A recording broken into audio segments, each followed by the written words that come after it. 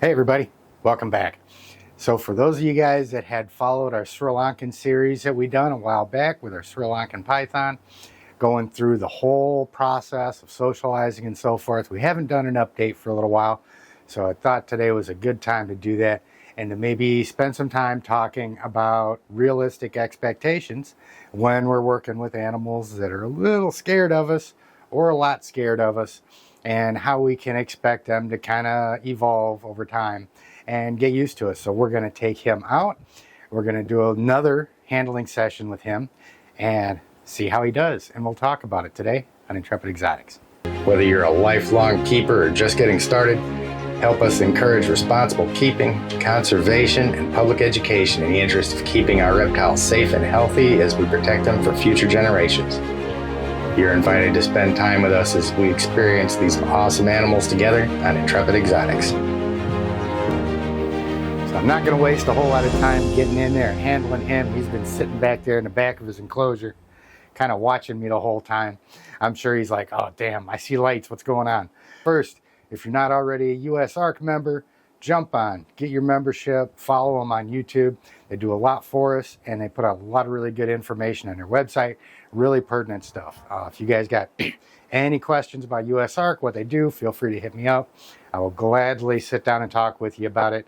And also, don't forget, jump down, get subscribed to the channel. We're growing, we're always putting out new content, and we are definitely building a great community here, so jump on board. Now, in order to get this started, I want to do one thing really quick, just because we can. And because she's been giving me a guilt trip the whole time I've been standing here. Athena is my Burmese python. Now, she's a little bit bigger than the Sri Lankan, but she's been sitting there with her little head poked up, looking at me this whole time. And I just can't ignore her.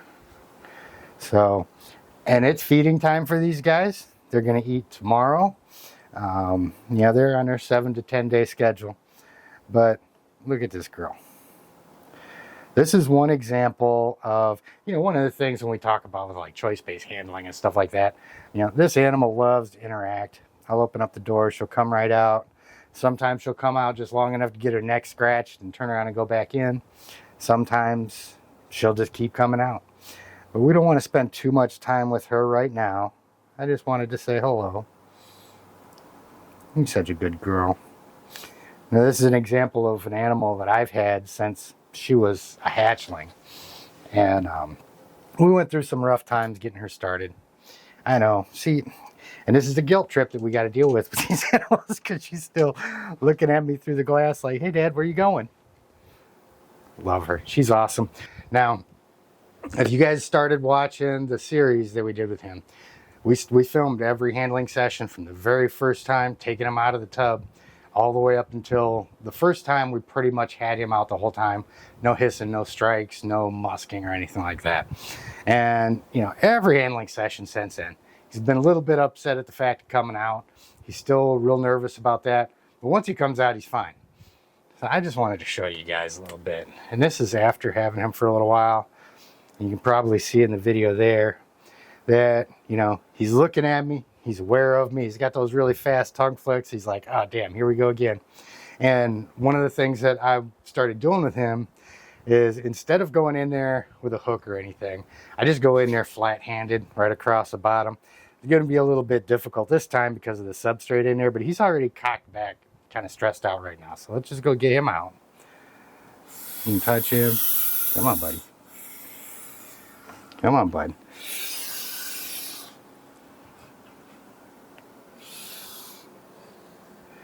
And you can see he still gets kind of mouthy with me when I first take him out.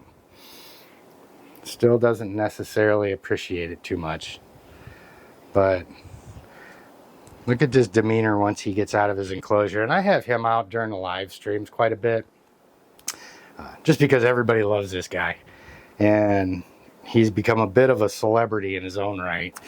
But I want you to notice a couple things here. And for those of you guys that may have snakes, similar to this size, that, may have a little bit of attitude problems or something like that, one thing that you'll see me do a lot is I really focus on, just trying to keep them supported. It's really important to help them feel comfortable when they're out.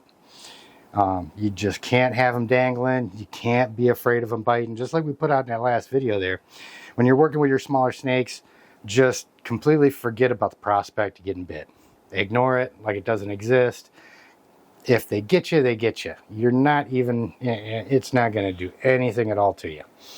And and this is even a snake that has bitten me in the face before. So, but you know, it's all part of building that relationship with them and helping them to feel comfortable. Yeah, I let him do pretty much whatever he wants to when he comes out. I keep his body supported, and he does really good. Coming around. Not entirely sure how much he likes the lights, but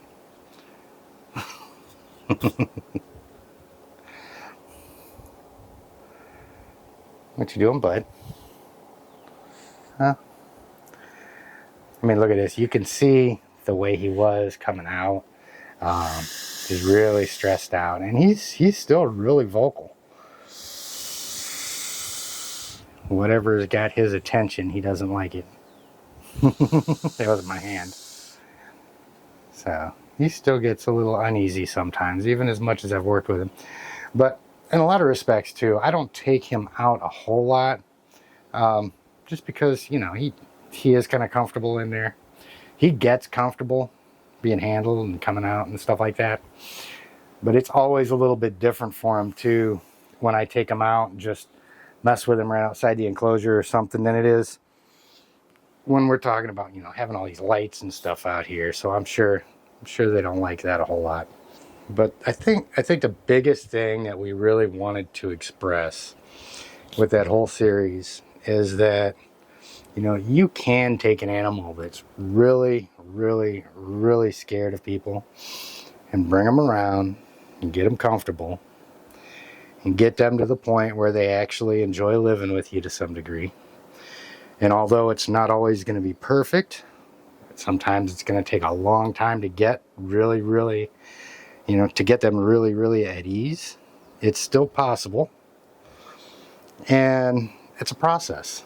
You know, one of the things about that one video is that, you know, things went really quickly. It literally was 10 handling sessions to get him from really losing his mind when I went into his enclosure and musking and biting and all that other stuff until, you know, he really calmed down enough to where he was handleable.